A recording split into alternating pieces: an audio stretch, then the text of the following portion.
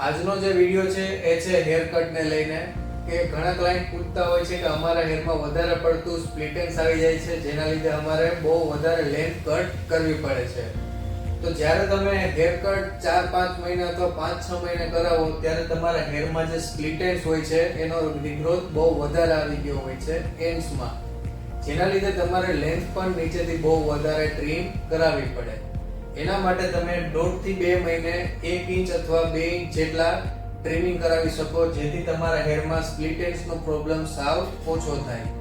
જ્યારે તમારા હેરમાં split ends વધારે થશે તેના લીધે તમારા હેરમાં બ્રેકેજ વધારે થશે, ટેંગલ્સ બહુ વધારે આવશે, જેના લીધે કોમ્બ કરવા ટાઈમે તમને વધારે ખેંચાય, પ્લસ હેરમાં બ્રેકેજનો પ્રોબ્લેમ એ બહુ આવે. એ સિવાય તમારા હેરનો ગ્રોથ છે એ પણ ધીરો થઈ જાય. એનું કારણ હોય છે સ્પ્લિટ એન્ડ્સ. જ્યારે તમારા હેરમાં સ્પ્લિટ એન્ડ્સ સાવ ઓછા રહેશે ત્યારે તમારા હેરમાં ગ્રોથ પણ ફાસ્ટ થશે, હેરમાં બ્રેકેજનો ઇશ્યુ પણ સાવ ઓછો રહેશે.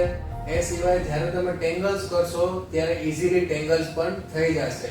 એ માટે 1.5 થી 2 મહિને તમે ટ્રીમિંગ કરાવી શકો અથવા તમારા હેરમાં ફૂલ હેર કટ કરાવી શકો.